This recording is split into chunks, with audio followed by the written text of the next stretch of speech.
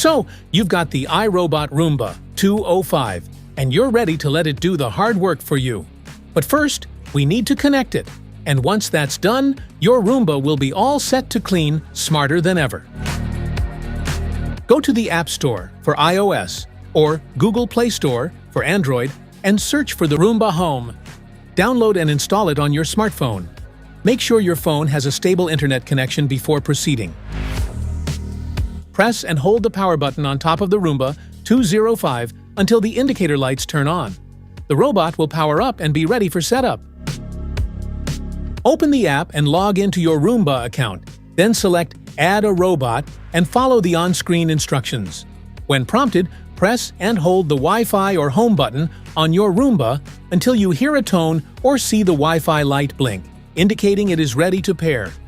The app will automatically detect your robot, finish the setup, and connect it to your network. Afterward, you can start, stop, schedule cleanings, customize maps, and check maintenance alerts directly from your phone. And that's it!